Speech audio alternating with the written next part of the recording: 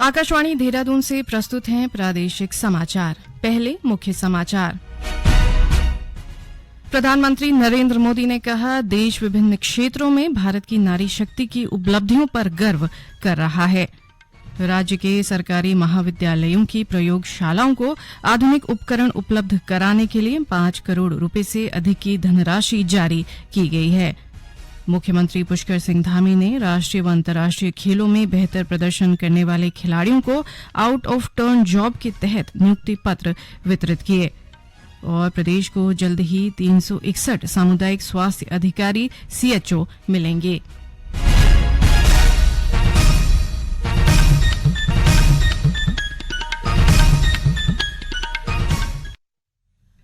नमस्कार, समाचारों के साथ मैं व्याख्या चंदोला और अब समाचार विस्तार से।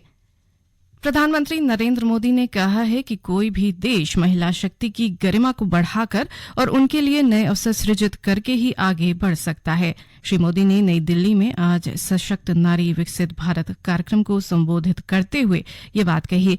इस कार्यक्रम के दौरान प्रधानमंत्री ने 1000 नमो ड्रोन दीदियों को ड्रोन सौंपे। श्री मोदी ने कहा कि पूरा देश विभिन्न क्षेत्रों में भारत की नारी शक्ति की उपलब्धियों पर गर्व कर रहा है। उन्होंने कहा कि सरकार की विभिन्न योजनाओं के कारण 1 करोड़ से अधिक महिलाएं लखपति दीदियां बन चुकी है।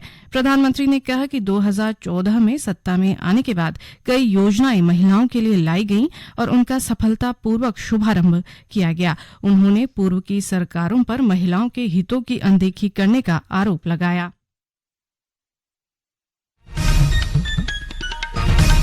माताओं बहनों, कोई भी देश हो, कोई भी समाज हो, वो नारी शक्ति की गरिमा बढ़ाते हुए उनके लिए नए अवसर बनाते हुए ही आगे बढ़ सकता है।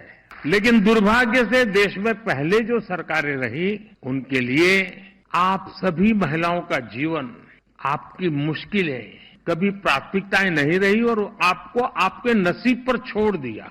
मेरा अनुभव यह है कि अगर हमारी माताओं बहनों को थोड़ा अगर अवसर मिल जाए, थोड़ा उनको सहारा मिल जाए, तो फिर उनको सहारे की जरूरत नहीं रहती है, वे खुद लोगों का सहारा बन जाती है। और ये मैंने तब ज्यादा महसूस किया जब लाल किले से मैंने महिला सशक्तिकरण के बारे में बात करनी शुरू की।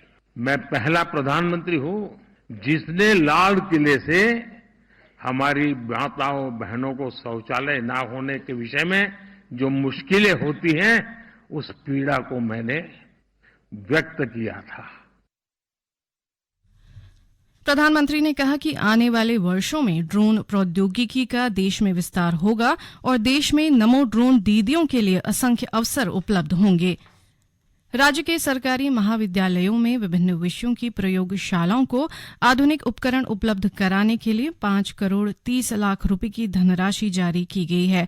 उच्च शिक्षा मंत्री डॉ धन सिंह रावत ने देहरादून में अपने शासकीय आवास से वर्चुअल माध्यम से राजकीय महाविद्यालयों में प्रयोगशाला उपकरणों की खरीद के लिए ये धनराशि जारी की।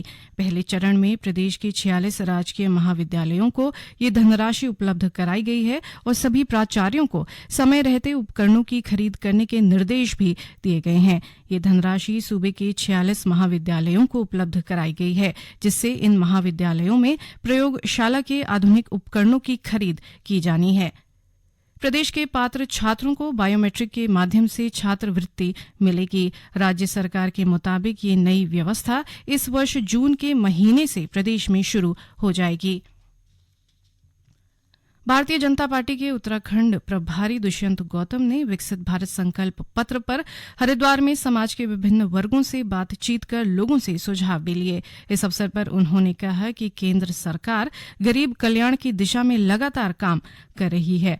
उन्होंने कहा कि प्रधानमंत्री आवास योजना, मुफ्त खाद्यान्न वितरण, मुफ्त गैस सिलेंडर, 5 लाख तक का आयुष्मान कार्ड के माध्यम से इलाज, जन औषधि केंद्रों से सस्ती दवा, मुफ्त बिजली कनेक्शन व विश्वकर्मा योजना के माध्यम से गरीब तबके को लाभ पहुंचाया जा रहा है। आयकर विभाग वित्त वर्ष 2023-24 के लिए अग्रिम कर के लिए ऑनलाइन अभियान चलाएगा।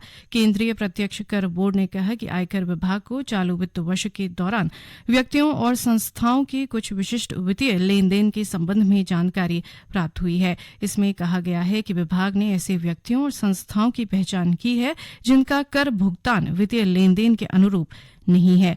आयकर विभाग ऐसे व्यक्तियों और संस्थाओं को ईमेल और एसएमएस से सूचित कर रहा है। विभाग इन व्यक्तियों और संस्थाओं से अपनी अग्रिम कर देनदारी की ठीक से गणना करने और इस वर्ष देय कर अधिकतम 15 मार्च तक अग्रिम जमा करने का अनुरोध करेगा। ये समाचार आकाशवाणी के देहरादून केंद्र से प्रसारित किए जा रहे हैं।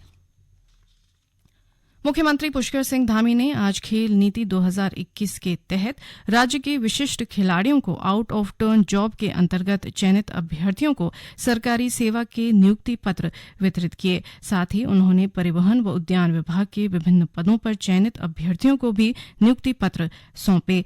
इस अवसर पर मुख्यमंत्री ने कहा कि राज्य सरकार ने वर्ष 2021 में राष्ट्रीय और अंतर्राष्ट्रीय खेलों में पदक विजेताओं को आउट ऑफ टर्न पदोन्नति देने का वायदा किया था और आज वह धरातल पर उतर रहा है। उन्होंने कहा कि राज्य के जो युवा खेल में नाम रोशन करेंगे उन्हें सरकारी नौकरी दी जाएगी।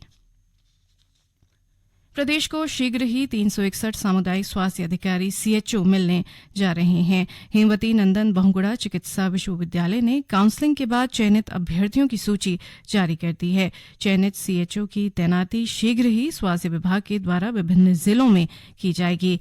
चिकित्सा स्वास्थ्य मंत्री डॉ धन सिंह रावत ने बताया कि राज्य सरकार ने स्वास्थ्य व्यवस्था को सुदृढ़ करने के लिए प्रदेश भर के आयुष्मान आरोग्य मंदिरों में 100% सीएचओ की तैनाती करने का लक्ष्य रखा है। उन्होंने कहा कि प्रदेश के सभी आयुष्मान आरोग्य मंदिरों में सीएचओ की तैनाती से विशेषकर ग्रामीण क्षेत्रों की स्वास्थ्य व्यवस्था को और सुदृढ़ बनाया जा सकेगा।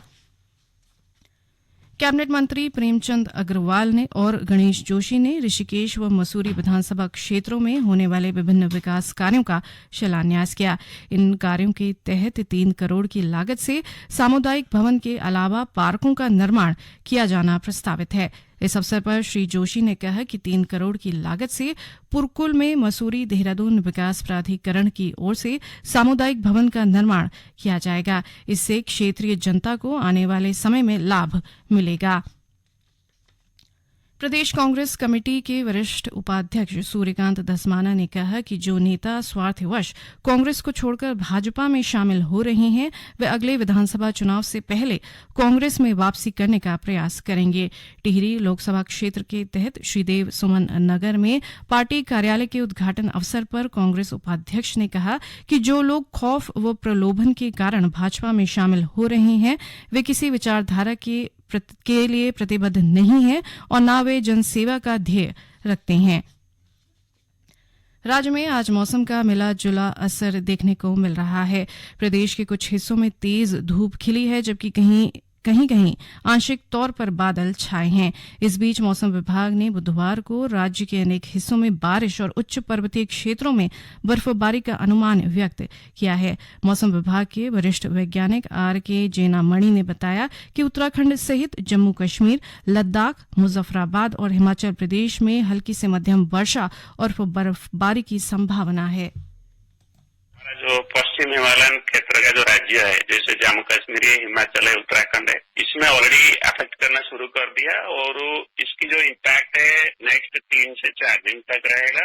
और अगर वार्निंग का बात करें तो यही एरिया में हमारा जो है रेन थंडरस्टॉर्म का वार्निंग है मेनली 13 तारीख के लिए। बाकी दिन में light to moderate rain snow होगा 11-12।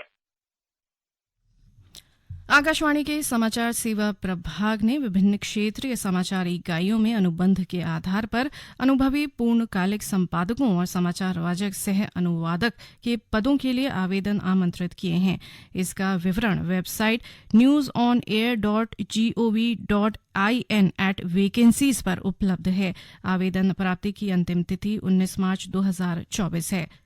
नैनीताल पुलिस ने जिले के मंगल पड़ाव में ऑनलाइन सट्टे के कारोबार का भांडाफोड़ किया है। नगर पुलिस अधीक्षक प्रकाश चंद्रा ने बताया कि सट्टेबाजों से 15 लाख रुपए की नकदी और 11 मोबाइल बरामद किए गए हैं। इस मामले में 5 आरोपितों को गिरफ्तार किया गया है। अंत में मुख्य समाचार एक बार फिर।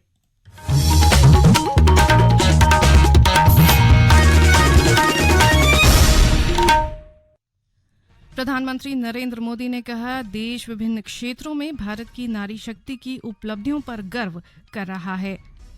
राज्य के सरकारी महाविद्यालयों की प्रयोगशालाओं को आधुनिक उपकरण उपलब्ध कराने के लिए 5 करोड़ रुपए से अधिक की धनराशि जारी की गई है।